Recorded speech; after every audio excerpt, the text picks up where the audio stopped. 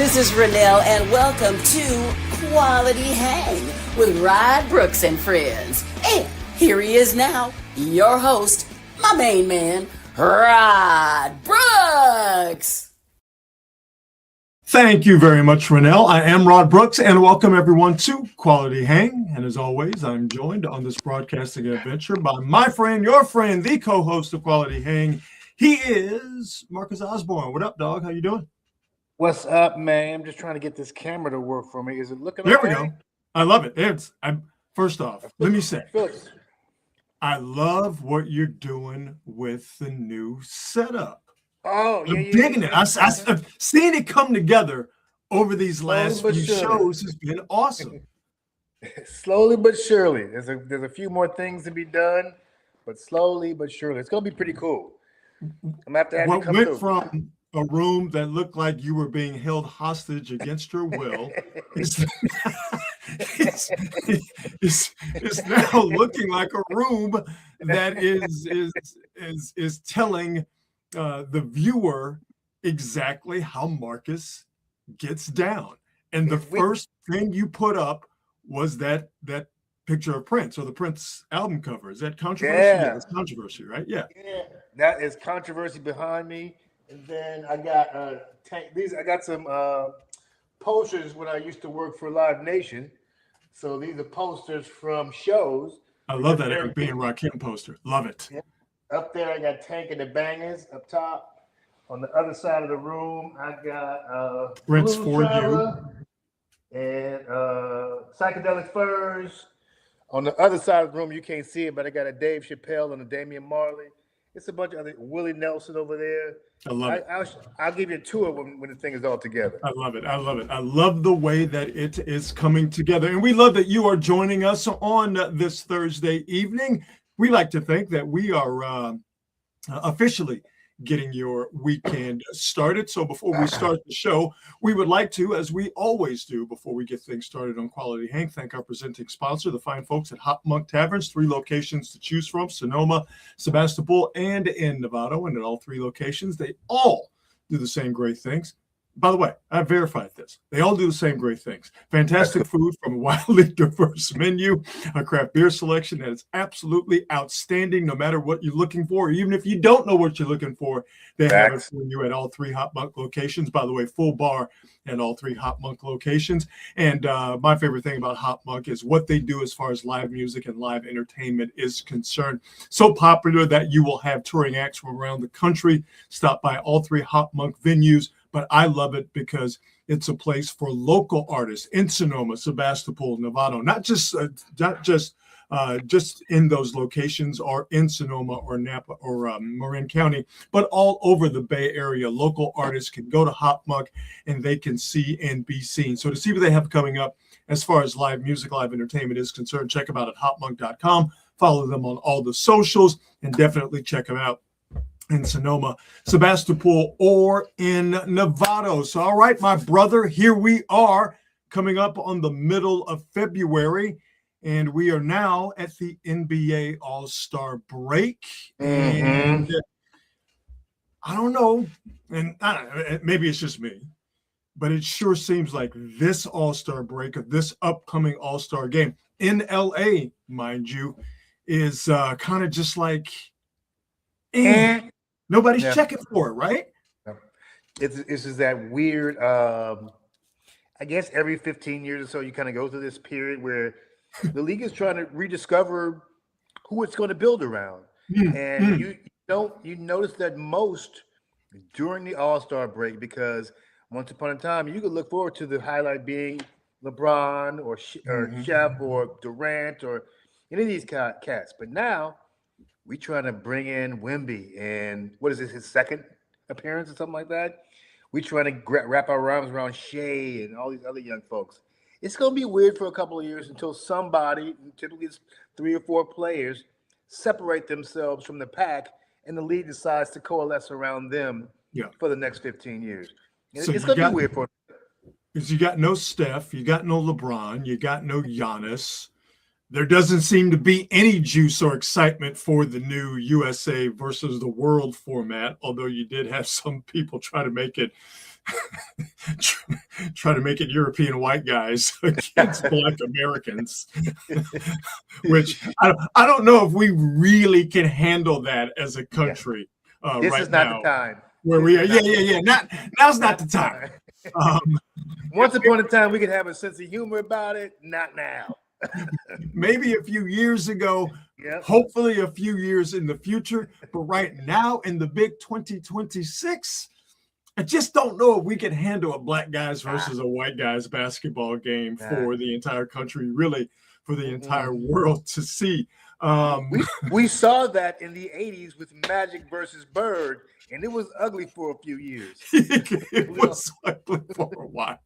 Yeah, no doubt. Yeah, right now it would be ugly. Because Rod, people wouldn't know how to act.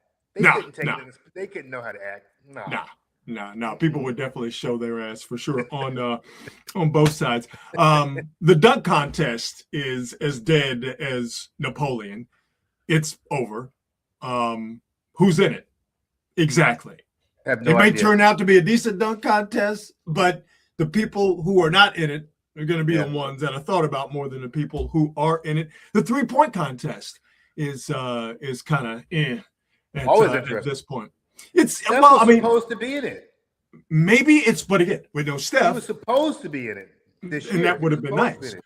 But with no Steph, again, there is no juice, so it just seems kind of meh. The only thing that people can really talk about right now, as far as the NBA is concerned, it's not the All-Star game, not what we've gotten here in the first half of the season, not what we may get or we hope to get in the unofficial second half, then going into and through the playoffs. The only thing people can talk about as far as the NBA is concerned is how you have at least a dozen teams that are actively and nakedly tanking for top draft picks next year. I know that we get to this point in the season and we get bored.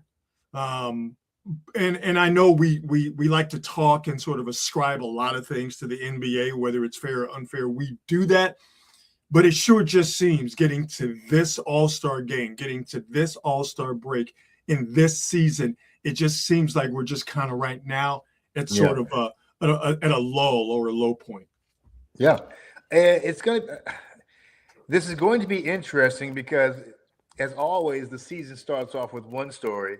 And then the twist happens because at first everybody was talking about OKC could easily take that Warriors team out. Mm-hmm. They're going to win 75 games this year. Mm-hmm. Needless to say, that did not happen. It is not going to happen. And we'll see what happens with the rest of the season as it comes along. And maybe I've been tricked into believing that there's some hope here. But the more people talk about what Porzingis can do, the more I think, well, maybe if Steph comes back and Porzingis is actually something, they could actually sneak into the playoffs and win a series. And then after that, I don't really believe that, though. I don't really believe it. So we'll see what happens. I mean, I can see it, just in terms of everything working out perfectly, a healthy Steph, a healthy Porzingis, and the fight that this Warrior team has shown over these past few games, or at least when talking about last night, the fight they showed, in the first quarter or the first half before first three quarters. First 3 quarters. Yeah. Exactly. Before the Spurs got serious and eventually put the game out of reach for the Warriors. Just in terms of the fight they've shown and Steph's talent and the idea of Porzingis and what he can provide and what he will possibly bring, I can see it in terms of, listen, I think their ceiling is a play-in team. I would be stunned, even though their schedule seems to soften up because out of the 25, 28 games they have left in the season, a good handful or 2 handfuls of those games involve teams that are actively and nakedly literally tanking, playing in our faces. And by the way, I love the NBA. The NBA today, they fined the Jazz $500,000, and they fined, I believe it was the Pacers, $100,000 for sitting out players, for playing in our faces, basically. Dude, it's for tanking. So ridiculous. I mean, listen, Where are the Jazz going to get $500,000 Yeah. from? Oh my God, can you imagine? Listen, tank. Go ahead and tank. Don't be so obvious. Like we've gotten to the point where it's way too obvious. Like you're taking out good players in the fourth quarter so you don't give your team a chance at all to win. This is ridiculous. And I think the fine should be heftier. Maybe even costing draft picks. Yeah. Or maybe not draft picks, but perhaps draft position. You know what would hurt them? If you say, okay, if we catch you tanking, we'll take you out of the lottery and we'll give you the pick of some other team that's not in the lottery. There has to be something punitive. Just finding these teams hundreds of thousands of dollars, or even if you jumped it into the millions. The teams that are really about that tanking life, that's not going to dissuade them. You have They're to. They're already wasting money by pulling dudes. Exactly. They don't care. Exactly. They don't care about the money. Money to them is not an object. And if you really want to make it hurt, you have to. If you catch them tanking, you have to take away the incentive or the reward for actively tanking. That's right. But that's going to take some. That's going to take some hard conversations, and it's going to take some leadership by Adam Silver. But where it stands right now, there are again a good 10 to 12 teams that are tanking, and the Warriors are going to see those teams here in the run up to the playoffs, the last 25, 30 games, I forget exactly. So, to get this conversation back to the Warriors and finish it up, a healthy Steph with a healthy Porzingis and the idea of what he can do and what he can provide with this Warrior team as it currently is constituted. Again, to me, their ceiling is a play-in team. And I don't think there's anything wrong with that, provided, of course, you have adjusted your expectations accordingly or you see it for what it is. This is a Warrior team that is not a championship type team, and you have to find a way to get some enjoyment from them being competitive enough to get into the playoffs, albeit in the play-in. I hope I'm wrong about that. It'd be great if they were a 6 seed, but getting into the playoffs and then seeing if you could take some skin off of somebody in the first round, like they were able to, like they got into last year, but somebody took the skin off of them in the Rockets. None of these teams are unbeatable. Like there's no juggernaut. There are teams that are winning a lot, but I don't think there's a juggernaut out there where you go, oh, you have no chance against these guys. I think everybody you have a puncher's chance against any of these squads. I would think OKC would be a problem in a 7-game series. I do think, though, and this is not just because of recency bias in what we saw last night, what we've seen now in a few games this season against the Spurs. If the Warriors got the Spurs in a 7-game series, that I would could be concerned about the Spurs. Absolutely. It's just not a good matchup. Nope. It's not a good matchup for them. Just like OKC is, or I should say the Spurs are not a good matchup for OKC. Okay. Yeah. It's just, what it reminds me of? It reminds me of the We Believe team that upset Dallas in 2007. Because that team had been spanking Dallas all year. And it's one of those things that people forget about. And Don Nelson had a specific defensive plan against Dirk that worked every single time. Dallas never adjusted to it. Every time. And I think that they could upset the Spurs. You know what the shocking matchup in that is? And actually it's not horrible. Draymond versus Wemby. Not a bad matchup. No. You look at his numbers and he goes, oh, he did well, but most of that is from the outside. It's the kind of matchup that favors Draymond, because if he's allowed to be physical and if he's allowed to be Draymond, and I don't say that in a negative way. I say that in a fairly positive, if not completely positive way. But if Draymond is allowed to be Draymond, that's a matchup where it could be one that is physical against Wembanyama and eventually can end up being frustrating against Wembanyama. But here's the thing. You better get your lick right now, because eventually, and that eventuality is going to happen sooner rather than later. Eventually, you're going to have to pay the piper when it comes to that point. Yeah, for sure. I mean, and people forget, like, Draymond is about 240, and I'm not sure Wemby is that. No. No. That's No. I'm not sure he is that. Well, he just had to shoot over him, but I think that forces Wemby out of the paint, Mm-hmm. which give the Warriors some Mm-hmm. chances to do some stuff. Mm-hmm. Mm-hmm. No, But they can't shoot, Rod. I The completely Warriors agree. can't shoot. No, that's which, by the way, it doesn't stop them from attempting right to shoot. Right. They Doesn't stop them at all. It Doesn't stop them at all. is, and this is one of the things that frustrates me about Warrior fans. They don't really. It seems like they've lost their intelligence for this game. They act like if it wasn't for just the coach, or if it only had JK, then it would be all good. Dude, this team is a team of just dudes, and they are inconsistent. They don't you never know when they're going to play well. But people get so excited when one day or 2 games or even 3 games or 4 games in a row somebody does well. Most of the time they play well at home. They get on the road and they suck ass. It kind of is that simple. It is a team of, and I don't say this with any negativity whatsoever. Mm-hmm. For the most part, it's a team full of role players.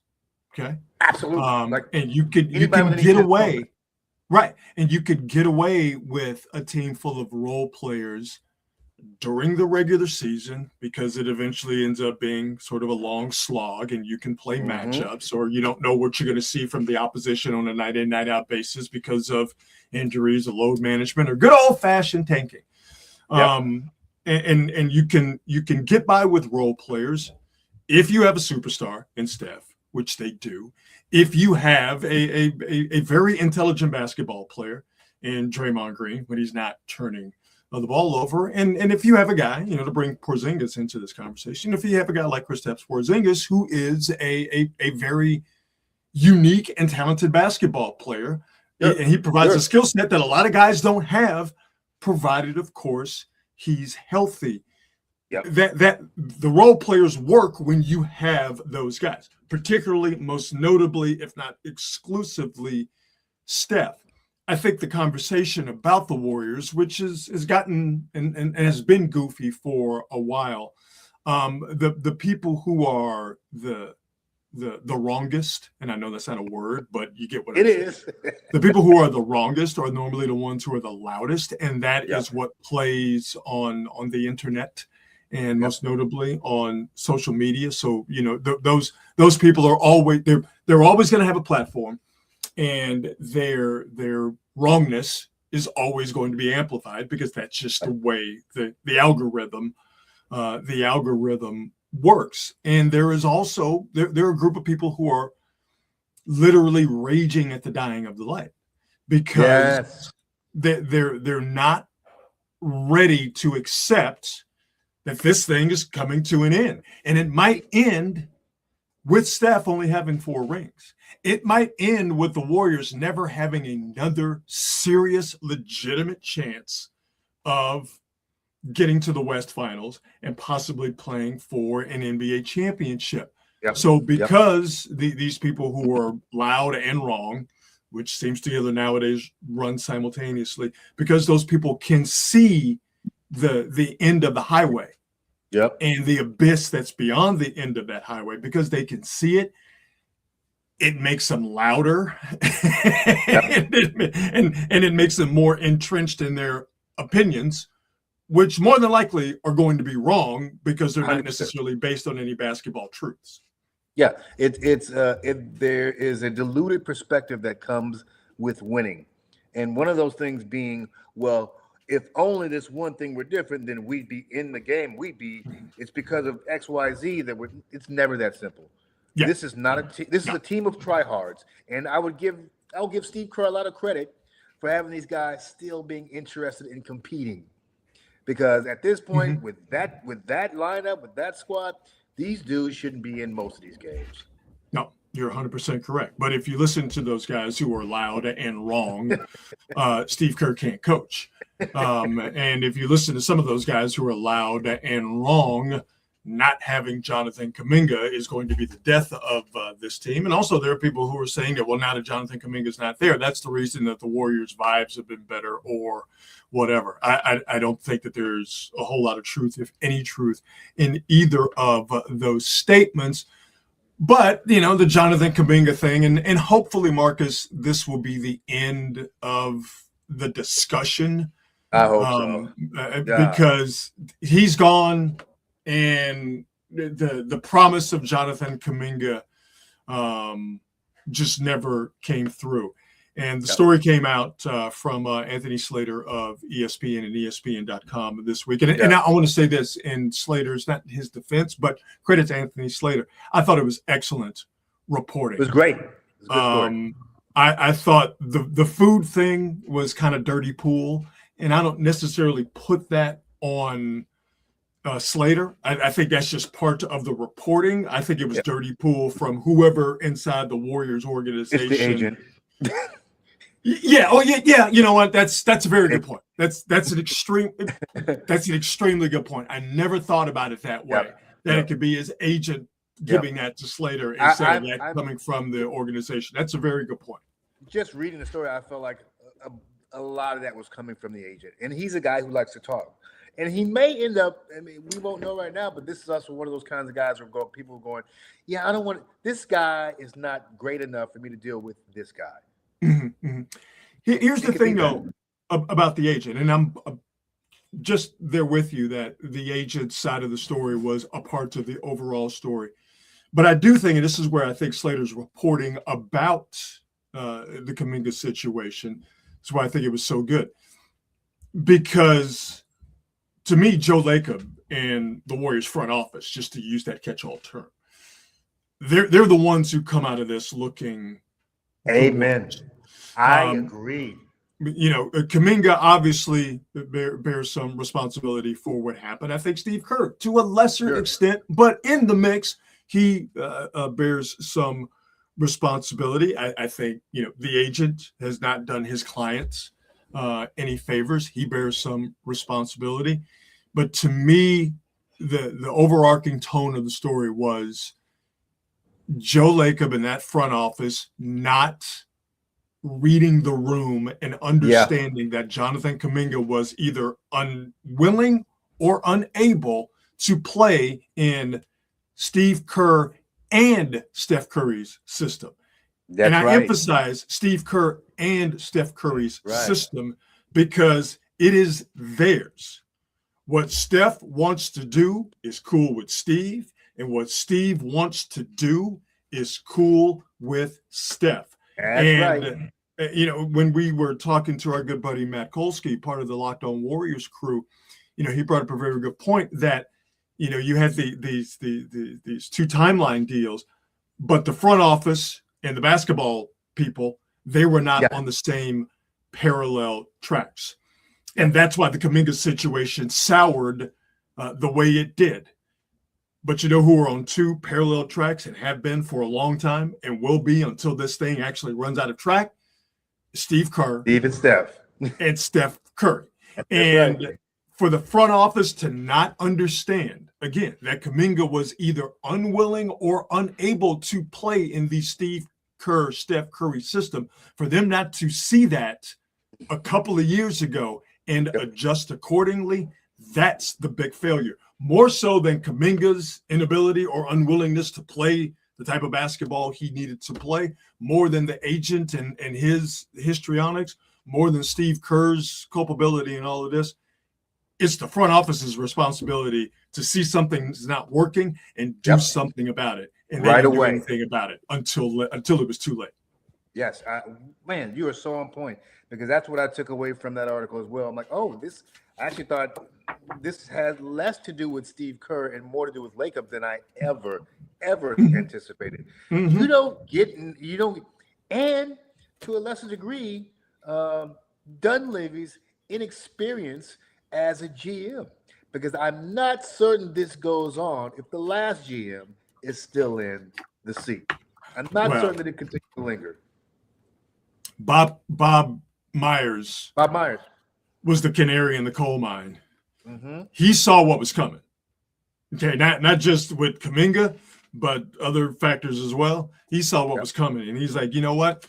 I'm gonna be up out of here.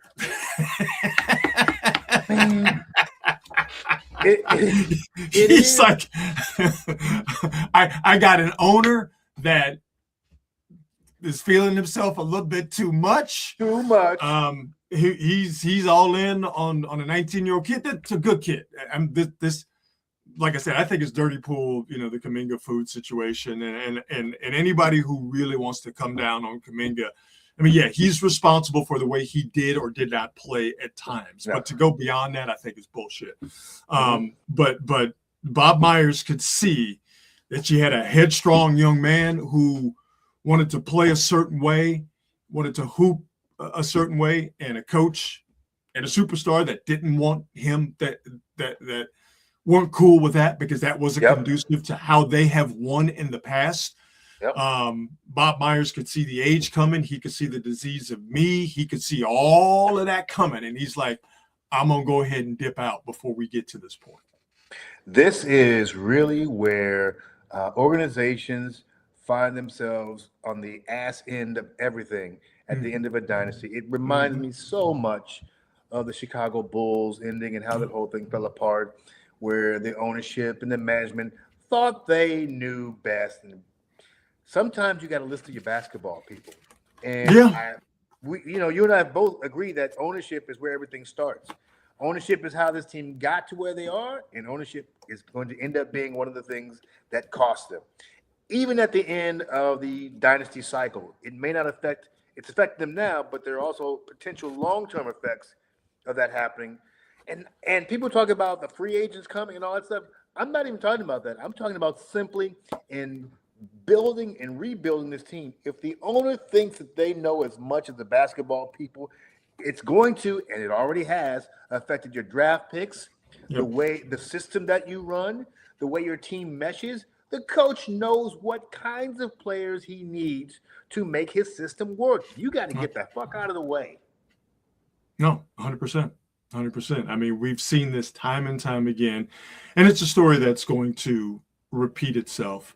And it's a shame that we have to watch it happen here in real time. However, as frustrating as it is to see what is happening now, and for the folks who kind of called it a few years ago, how the 2022 championship sort of came, it was an accident. And maybe set this whole thing, as to where we are right now, in motion. But as frustrating as it is to foresee where we are now, or to live in where we are now as far as the current Warrior reality, 4 championships is seemingly out of, if not completely out of nowhere, in a relatively short amount of time is fucking awesome. Yeah. Awesome. And I think that perspective gets lost because, and I understand this point of view, and I understand the anger that surrounds this point of view, is that you have Steph Curry, who's going to be one of the greatest of all time, who is a generational talent, who is still playing at a high level right now in the big 2026, yet they didn't do enough to maximize his skill set right now and put enough around him because the owner, just to use that term, seemed to think that he could do this whole 2 timelines thing. Yeah. And I understand people's frustration with that. He made the mistake of jumping in before they asked for him to jump in. There really was no need to come up with this quote unquote 2 timeline thing. Listen, the only reason they were in position to make those draft picks anyway was because Steph and Clay and KD were all gone for a year. I mean, if that doesn't happen, what are we talking about? Sometimes you meddle too much, you get too cute, you think you know too much, instead of letting the basketball people do their thing. I think Steph's play at a high level at this age caught them by surprise. Caught them by surprise. They did. You know it. Or they just didn't think it was possible. Either way, they didn't see it, and I think even the staunchest Steph supporter, say that fast 3 times, to see him still playing at this high of a level coming up on 40. He's 38. Yeah, dude. I mean, you can hope, but to say like, yeah, he's going to be averaging 28 points and selected to the All-Star game. Unfortunately, he's not going to play in this weekend, but selected to an All-Star game. And if he comes back and he maintains that 28-point average, he's going to end up being on one of the 3 All-NBA teams. To say that he would be doing that at this age in 2026, nope. I'd have a hard time believing you, even if you are a massive Steph fan. Yep. Dom says, just don't become Jerry Jones.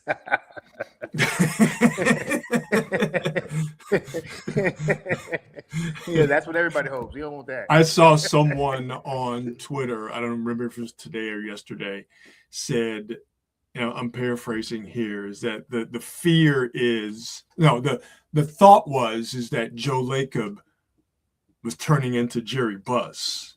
But then you find out that he's not turning into Jerry Buss. He's turning into Jerry Jones. Yeah. And that is a chilling thought. Yeah. I'd love for him to be Jerry Buss. Jerry Buss got a bunch of titles. Jerry Jones ain't. No. Jerry Jones, it's a weird parallel. Jerry Jones thought he was the guy. He hated that his coach was getting all the credit. I get it. But here's where you lose the parallel. Jerry Jones fired Jimmy Johnson. Joe Lacob was stupid enough to fire Steve Kerr. Now, does Steve Kerr come back? Does Steve Kerr come back next? No, he's not fired. Come on now. No. Would you be shocked? Yes. I would absolutely be shocked. I would be shocked if he fired Steve Kerr, and I would be shocked if he traded Steph Curry. Well, I would be shocked if he traded Steph Curry. But, I mean, more and more, I think he comes off as a guy who is desperate to be lauded as the mastermind. And I think that the stuff... I don't disagree with that. Uh-huh. I don't think he's dumb enough to fire Steve Kerr to prove that point. See, here's the thing with Jerry Jones. I don't think Jerry Jones is all that bright. I think Jerry Jones is a brilliant businessman. I think Jerry Jones he's a brilliant marketer. Let's put it that way. I think he's exceptional at marketing. I don't think he's very smart. I will give Joe Lacob credit. I do think he's smart. I think he is unfortunately, like a lot of wealthy people, he thinks he's smart in all areas, which is how we've kind of gotten into the situation we've been talking about and what we've observed here with the Warriors. But I don't think he's stupid. I don't think he's rash. Let's put it that way. And it would be a rash decision to fire Steve Kerr this year. And I emphasize this year because, and I think we talked about this before, I don't think Steve Kerr comes back next year. I think Steve is just like, man. I vacillate between my theories there because on the one hand, I'm going like, if I was this guy, I'd be like, the hell with these people. These folks are not grateful at all. And then when I hear him talk about how much he actually loves being coach of the Warriors, like, man, maybe he will come back. Maybe he will. I think he loves being coach of the Warriors. I think that love of coaching the Warriors has a lot to do with Steph Curry being on the Golden State Warriors. Now, I think Steph is going to play for another couple of years, but my point is that I just don't see Joe Lacob firing Steve Kerr because he thinks he knows better or Steve Kerr is getting too much of the credit. I could see the scenario I could see, it's not Steve Kerr getting fired by Joe Lacob. I could see Steve Kerr saying, I've had enough of the meddling, Joe Lacob's interference in this overall deal. And I've dealt with it for a few years. We won a championship in 2022, so that lessened some of the blow. But okay, Bob Myers isn't here. Draymond is getting older. This thing, as far as competing for championships, they're not at that point. So I could see Steve Kerr saying, I'm done with it. But that's just my own opinion and speculation. Yeah, I can see it. I know I would get to the point where I'm just tired of hearing all this nonsense. I got money in the bank. I don't need this drama. But then again, like, if somebody loves what they do, Mm-hmm. and even if he decides to leave or quit, it's not like he would be without offers. So he really could make his own mind up of what he wants to do next. But it would be sad if that guy ends up leaving the Warriors on a sour note, because everybody should be thanking him and kissing his feet for what he's done for this team. To me, one of the tenets of adulthood is that you have to love what you do enough to put up with the people that you work with. Yes. So that's the decision, that Steve Kerr has to wrestle with, or does wrestle with, and maybe he doesn't whatsoever. So who knows? Well, can I bring up this? Sure, please. No, because I was hearing bring back the bring back Jordan Poole stuff as if Jordan Poole was some kind of savior, and then I'm reading today that he's had 9 DNPs in a row. I saw that. 9 in a row. Like, what? I saw that. Yeah. What? At one point, this is a dude who thought he was not only going to be, but he thought he deserved to be the face of the franchise. And it does seem that once they leave Coach Kerr's system, not much becomes of most of these guys anymore. And I see the kid, Ryan Rollins, he's doing okay. Ty Jerome is doing okay. But for the most part, once they leave, clearly there is truth to that. Being with the Warriors, and Kuminga is probably going to end up finding this out. Being with the Warriors is better than not being with the Warriors. But put it this way: playing with Steph is a lot better than not playing with Steph. That's it. But I don't know where Rollins went. I don't know where Ty Jerome went. But I do know that Jordan Poole ended up in Washington and is now with the Pelicans. Mm-hmm. I mean, come on, man. You get those are 2 basketball wastelands. With the Pelicans? I understand that. You should be getting maximum run with the Pelicans. All I'm saying is that we're talking about 2 organizations that are not very good whatsoever. So I'm just providing context. Hear that? Yes. Ultimately, when you don't play, that's kind of on you, the player. But what's the context surrounding the DNPs? Because all DNPs are not the same. This is 100% true. The DNPs that Jordan Poole is currently catching right now ain't the same DNPs that Jonathan Kuminga was catching. Not at all. when he was with the Warriors. But all you see is did not play, right? Yep. So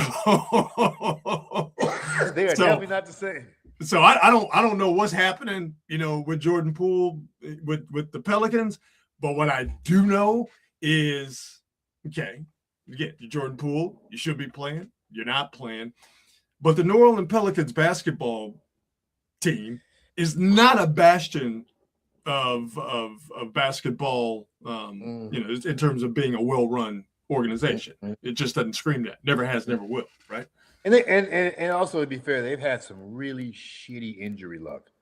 Like, everybody, it's like they are cursed. Every single major player on that team, probably the past 7 years that I can think of, has been injured. Every single one. We know what the answer to that question is, my friend. Voodoo. Good old-fashioned New Orleans Creole voodoo. Somebody put the root on the New Orleans Pelicans. Dude, aren't I think that there are certain places, certain cities where you kind of have to be a little bit more than a 20-year-old kid. You have to have some maturity and discipline about yourself. And New Orleans is one of them places. New Orleans, Atlanta, one of them places. Vegas. Atlanta. Ooh, I think for the Vegas. right or wrong young Miami. man, DC, Miami, Yeah. New York. It'd be right, bro. I ain't gonna lie. Hey, listen, If I was a listen. 21-year-old in New Orleans, a bunch of money. Oh my God. I mean, quiet is kept, or maybe not Oh. very quiet. If you know, you know. Houston, H-Town, Oh, H-Town. we know.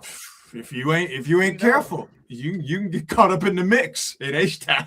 Okay. Right. We do know about some H-Town. That's why dudes will go there. They think they free agents. Yeah. Google Vernon Maxwell. You go to H-Town. All right. It's not New York. It's not Vegas. All right. It's not LA. But you go to H-Town.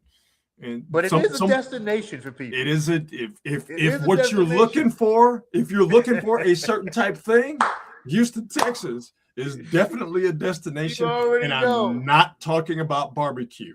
Okay. You already know. Not talking about barbecue at more than Dallas. Oh yeah, absolutely. Yeah.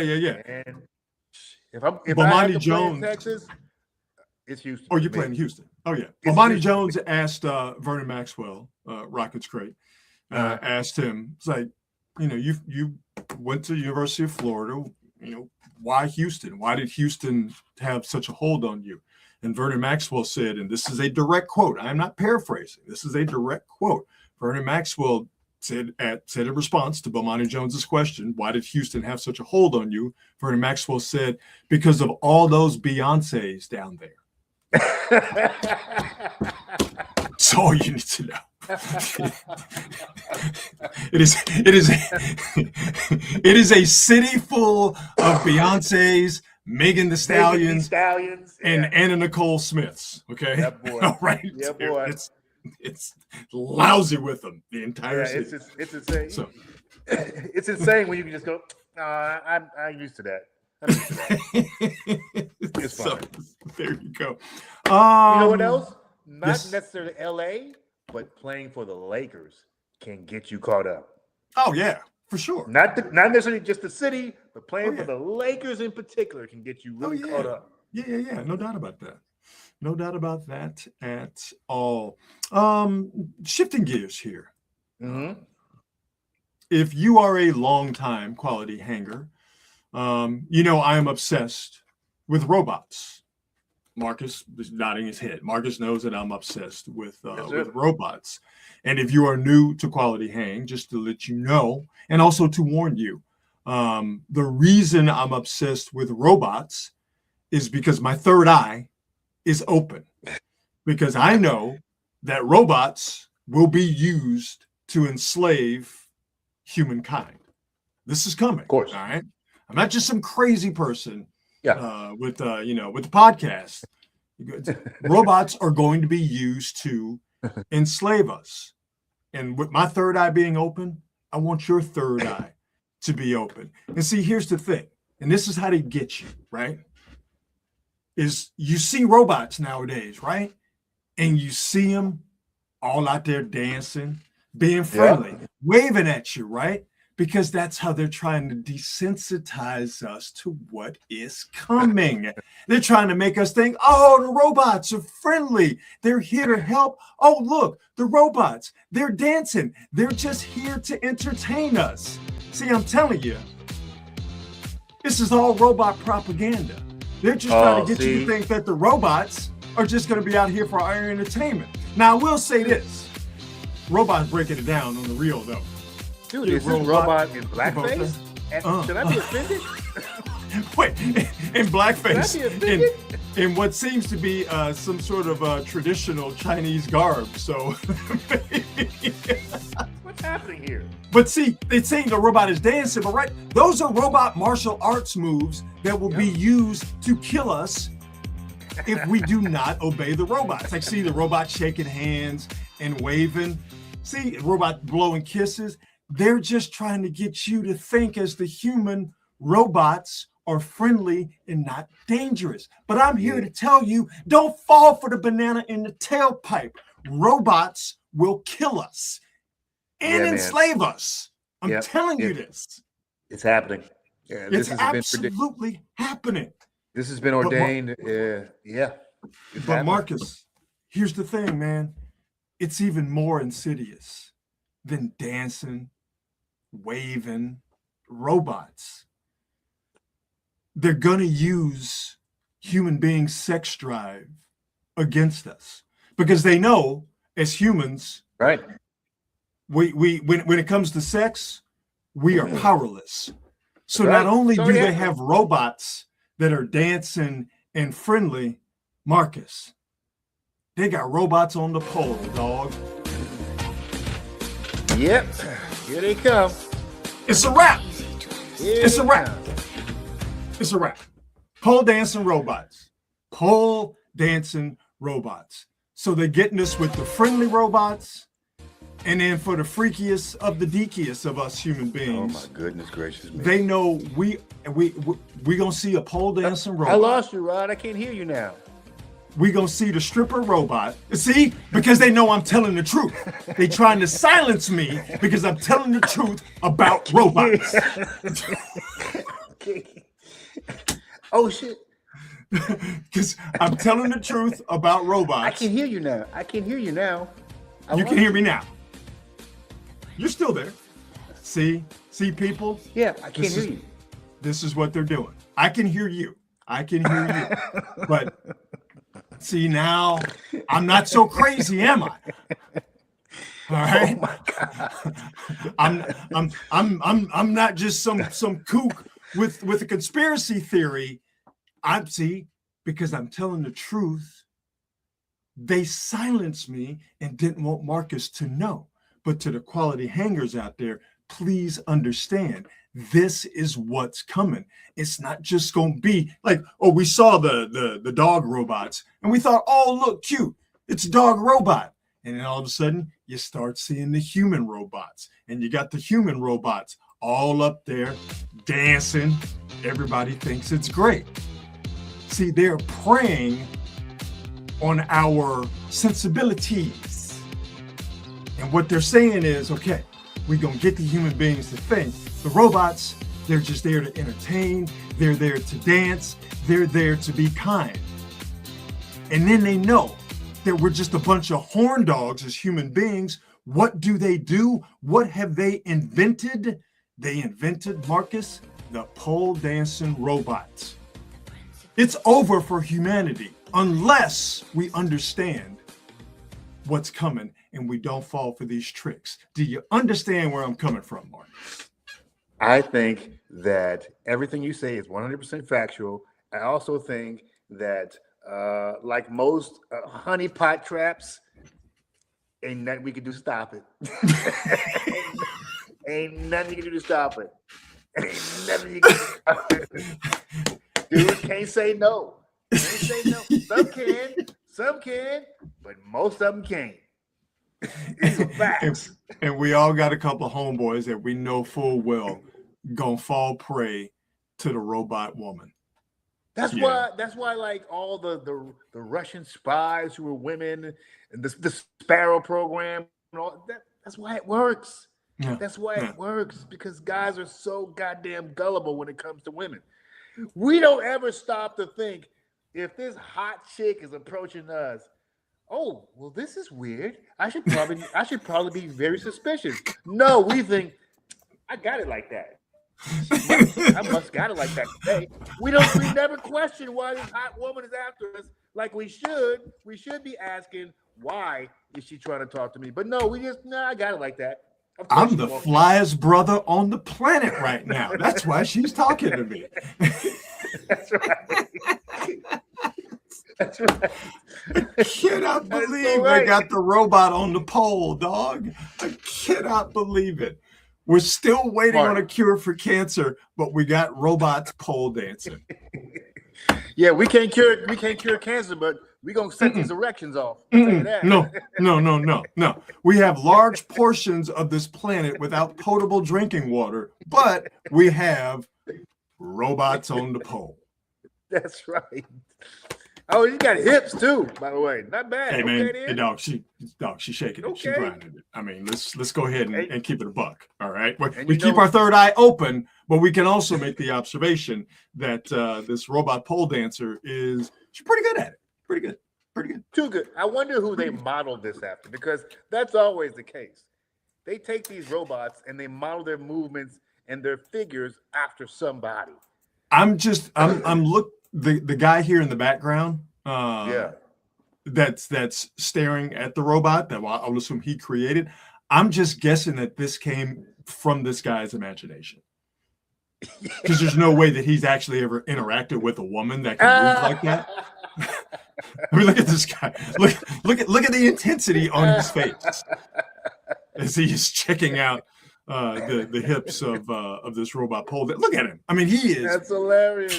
He is laser focused in what's happening. So hey, listen, it's just Uncle Rod here, just trying to warn you, don't fall for the robot propaganda, because they're trying to get us to think that robots are not dangerous by having them be all friendly and dancing and now being sexy on the pole. But keep your third eye open and understand that the robots are going to enslave and or kill us, and only humankind coming together can we band together and do something about this upcoming apocalypse. Just saying. Don't say I didn't warn you, because I did. There you go. Call me crazy if you want to. No, it's not crazy. This is prognostication. Oh, prognostication. Okay. I mean, we're talking about robot pole dancers here. I heard, interpretation, and I thought, wow, okay, we're going in a completely different direction. How about we do some on this date here? And, let's do it. That way we can get our weekend started. On this date, February the 12th. On this date, February the 12th, 1981, one of my absolute favorite bands, Rush, released what I believe to be their best album, Moving Pictures. Tom Sawyer is on this album. YYZ is on this album. Limelight, if I remember. Yeah, Limelight is on this album. Red Barchetta is on this album. Classic, timeless. All of those songs are absolute bangers. I know I'm a Rush fan, which automatically makes me a nerd, but I don't think you can do better than Moving Pictures. I don't think you can do better than those three men: Geddy Lee, Alex Lifeson on guitar, and the great and dearly missed Neil Peart on drums. Yeah. Three guys who are absolute virtuosos at their respective instruments, and they come together and, for my money, make some of the greatest music that we've seen here over the last 50, 60 years. So on this date in 1981, Rush released Moving Pictures. Rush is an interesting band to me. Love them. For a band that is so lauded, and it just seems like, I guess I've always felt like there was a weird imbalance between the people who love the group and the people who go, Rush. It's so strange to me that such a popular band has so many people who are very anti this band. Well, it's weird. A couple of things, and I will readily admit that Rush is an acquired taste. It's an acquired taste because the first thing you hear is Geddy Lee's voice. And you either are okay with it, it doesn't bother you.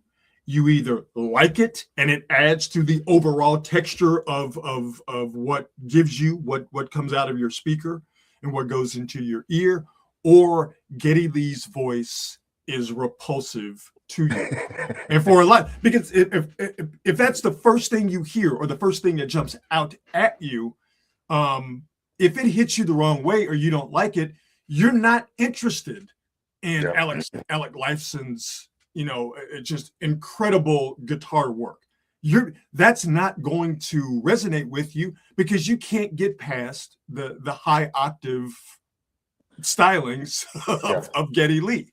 And you're not paying attention to the bass line that Geddy Lee is putting down, and you're not paying attention to what the wizardry of Neil Peart back there because of Geddy Lee's voice. But if Geddy Lee's voice is at minimum okay with you, or you like it and it adds to the overall thing, you cannot help. And this, I'm speaking for myself here, but I think that there are a lot of people Rush fans who feel the exact same way, you cannot help but being drawn in by the genius of Neil Peart and Alex Lifeson's just atmospheric guitar playing. And that's three dudes bringing all that together. Also, you don't know what the hell Rush is singing about. There's some Ayn Rand nonsense in there by Tor and the Snow Dog. What the fuck is that?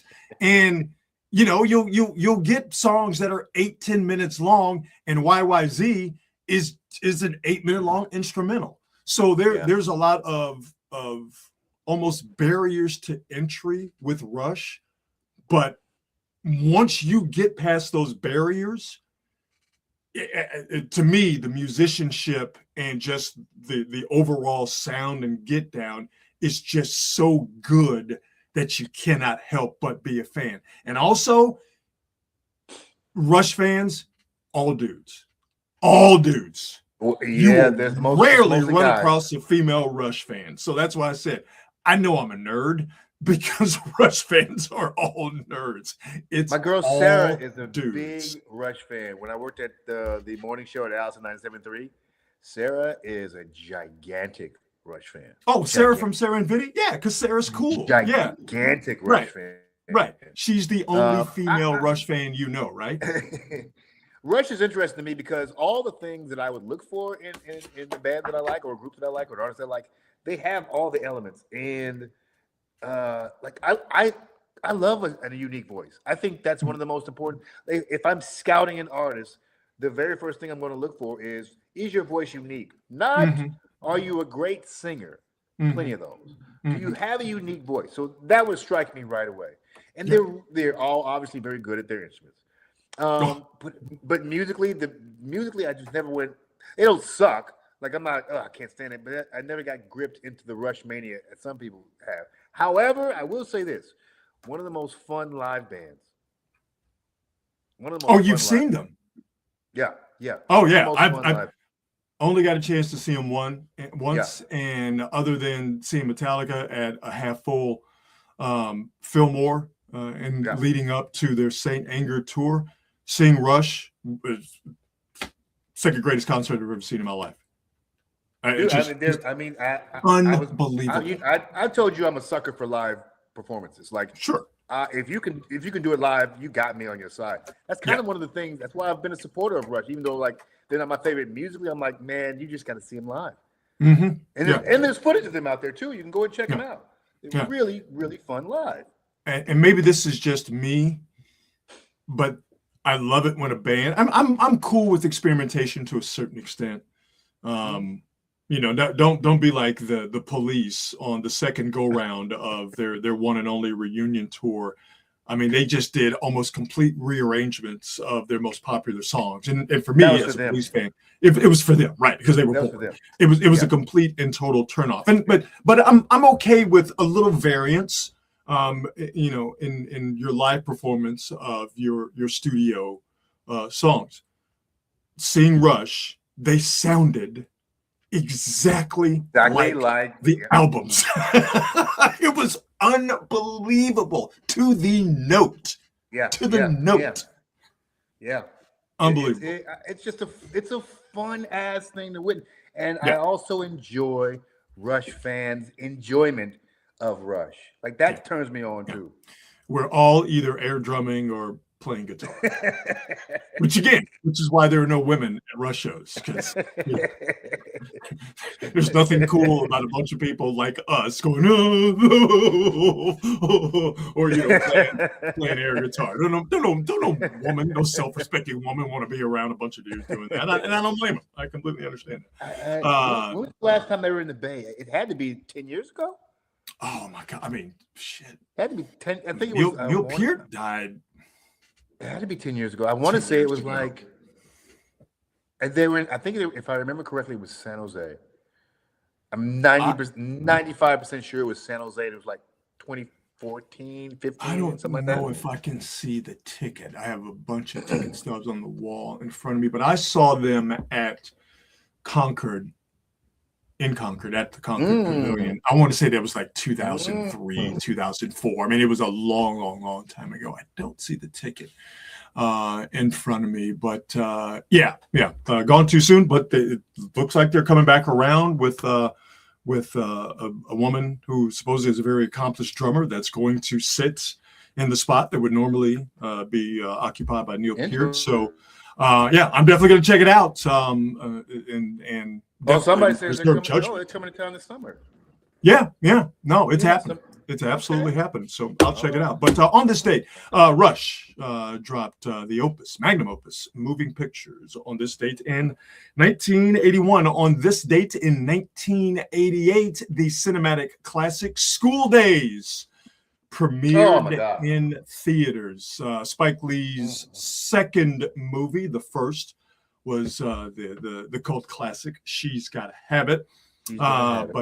School Days came out in 1988, and I feel very confident, Marcus, in saying that no movie in the history of movies being made in the United States of America had more of an impact on Black men and women going to historically Black colleges and universities and joining Black fraternities and sorority. Wasn't a movie before that, has not been a movie since. Now you got a little bit of that with A Different World, the Cosby Show spinoff that had a big influence on people going to historically Black colleges and universities.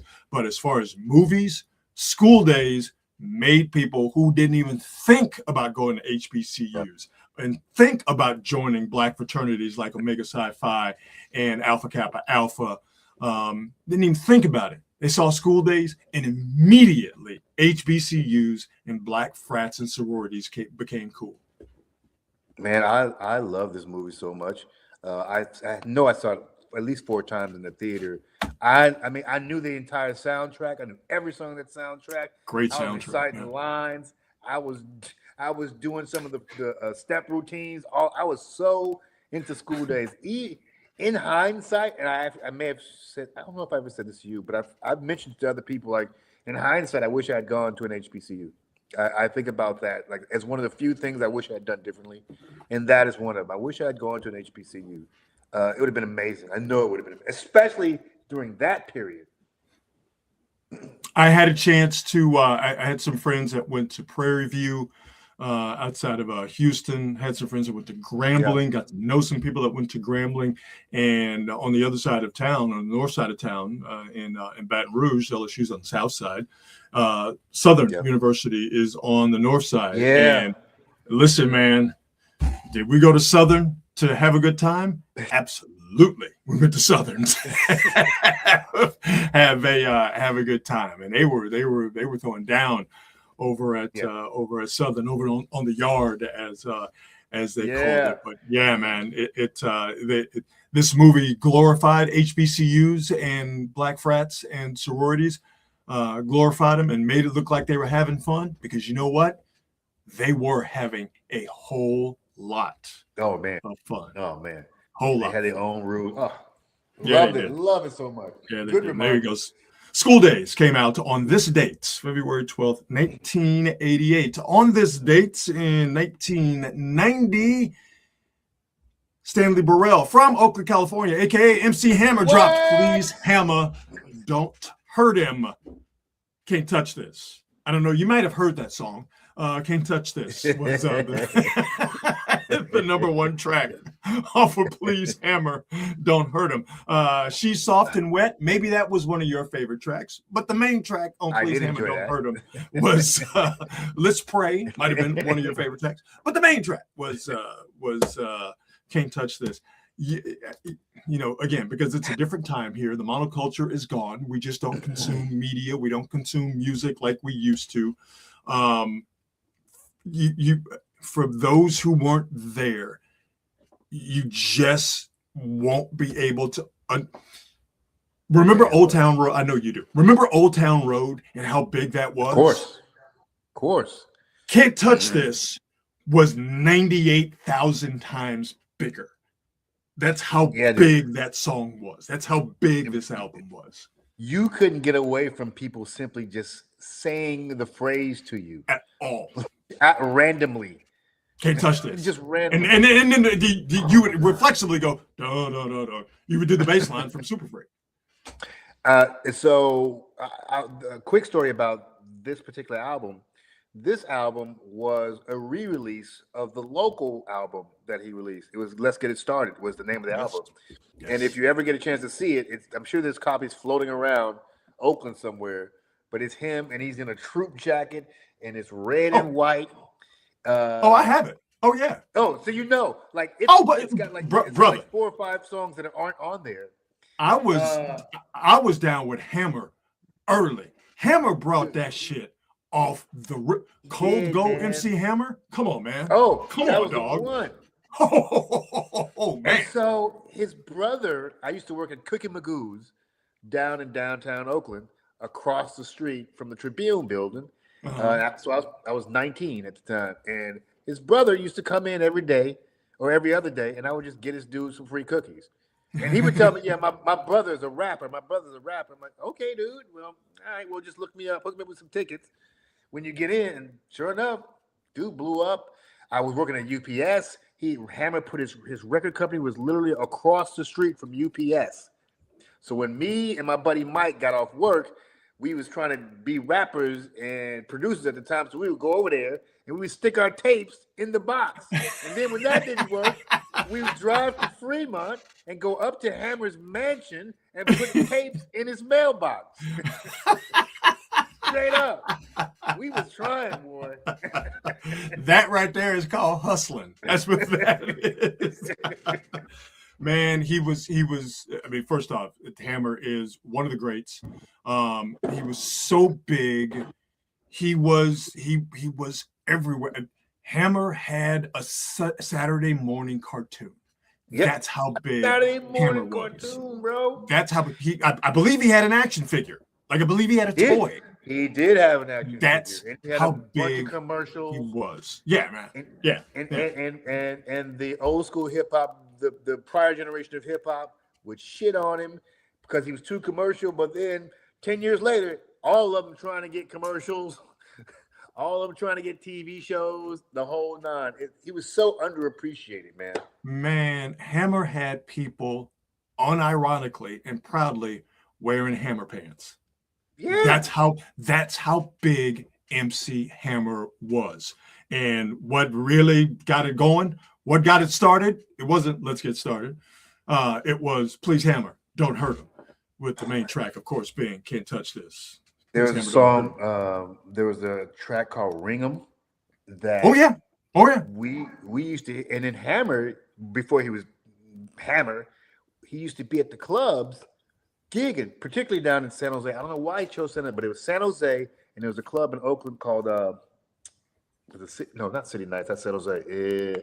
I can't remember the name of it, but it was one in Oakland. City Nights. I haven't thought about City Nights in a long time. Yeah. Oh my God. Hammer and his crew used to show up there, and they would just put their record on and just get on the dance floor and start performing. It was amazing. You know what I think did Hammer in? Is he got too big too fast. Yeah, I would agree with that. Type of success. Yeah, I don't. You know how most of these gigantic artists, they sort of have an album or 2 or 3 before they really explode and become worldwide phenomenon. This was his first national album. He got big. It happened really fast, and also NWA, Dr. Dre, The Chronic, gangster rap, just to use that term. That happened because remember, then what did Hammer try to veer off into? Yeah, and listen, for those who don't know, Hammer's a street dude. All right, Hammer's a street dude. Is. What we saw with "Please Hammer, Don't Hurt Him," and that point of time in his career, that was sort of the cleaned up, sanitized version. Yeah, for those who know, like Marcus, I'm sure you know, Hammer is a street dude. Okay. Yeah.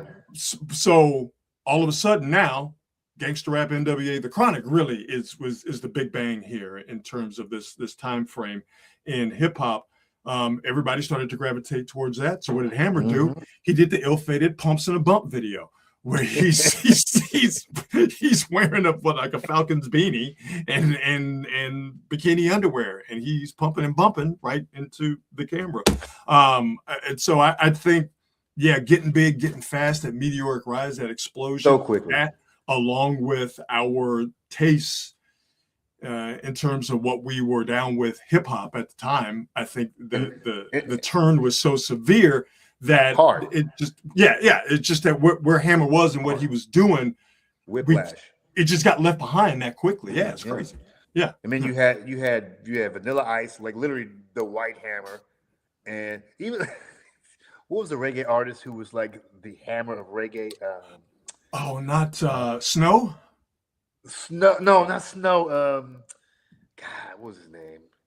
He started talking about. God, what the hell was his name? I can't remember. I'm sure I'll think of it later on. God. I can't remember. But he dressed like Hammer, had the same haircut. What the hell was that dude's name? Oh my God! Right. He was really biting that hard, huh? He was. The haircut, everything. No shirt, the Hammer pants. God damn it. No, I can see him. I know. I can visualize him. Oh, I can see him too, but I can't think of his name. Somebody in the comments asked to know, what was his name? I feel like his name started with a D. Somebody in the comments has to know. Oh my God. You know what? But I have to look it up. But damn, it's gonna kill me. It's absolutely gonna kill me because I can see the guy too. I visualized him. He had the same haircut. Oh golly! And then he made some anti-LGBTQ stuff. He said some of that shit, and he got banned. What the hell was this dude's name? I'll see if I can look it up here before we get off the air. I think it starts with a D. I can't even think of it. On this date, Hammer released Please Hammer, Don't Hurt Him. On this date in 1990. Last on this date, before we get you the best thing I've seen today and we get out of here. On this date in 2002, and I was lucky enough to be in attendance to see this. On this date in 2002, Vince Carter dropped the greatest performance. Shabba Ranks! That's who it was! Thank you. Vince Carter dropped the greatest dunk contest performance of all time. Wants to see Vince Carter who had told Kenny Smith that he has 4 dunks. I was behind the baskets. Okay, this was here. This is an open. Absolutely. 2002.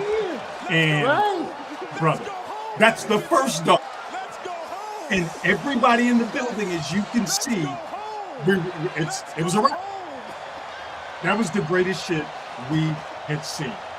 You had people running up and down the aisles. That is a reverse 360 going against the grain. Yeah. That is unbelievable. And that's the first dunk.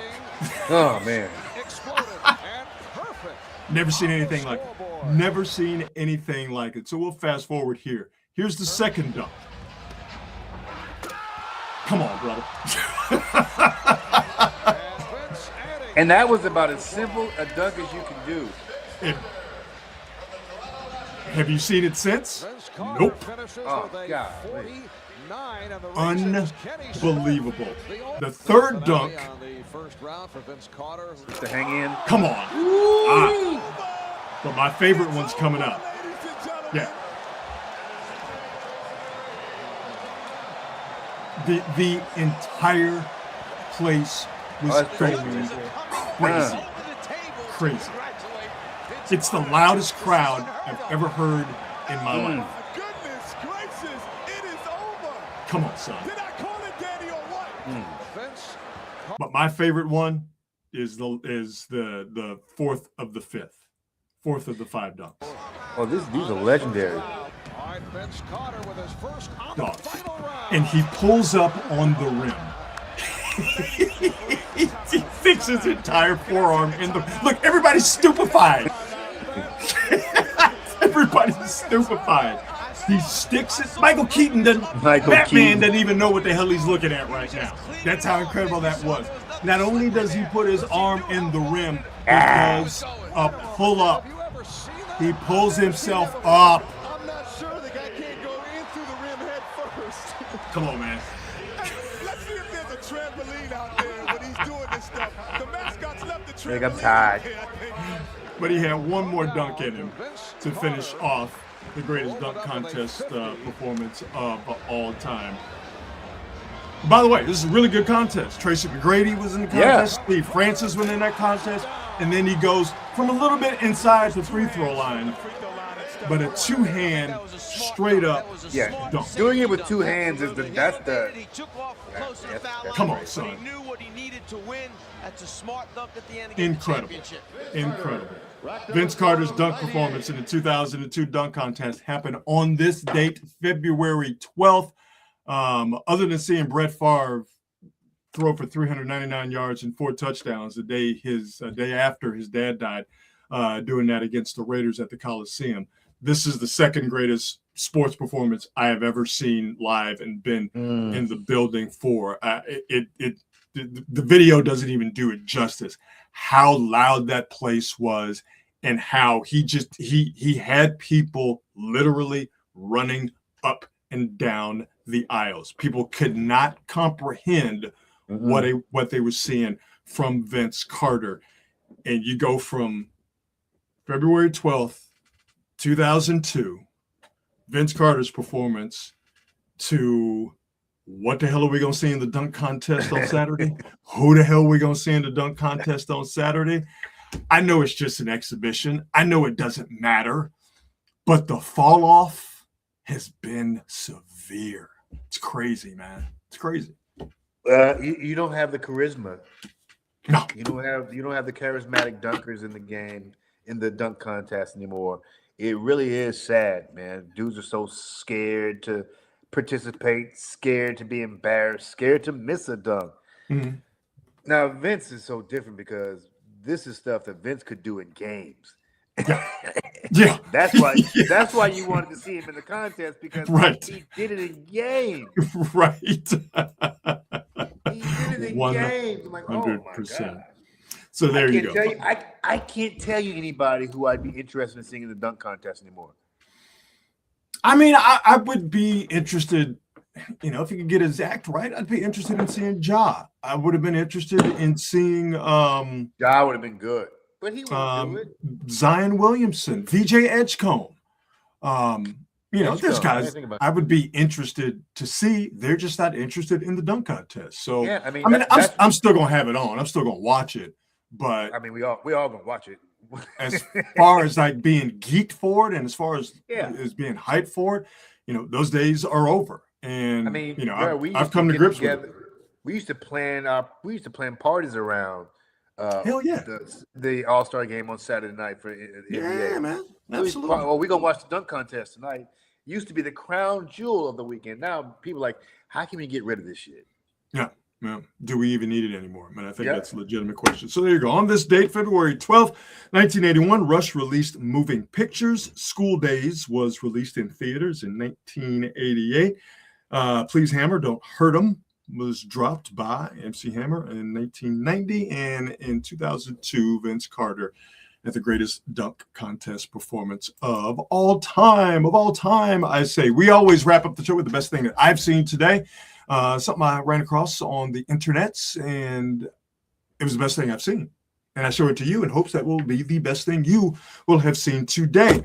The unofficial celebrity couple of Quality Hang is, of course, Klay Thompson and Megan the Stallion.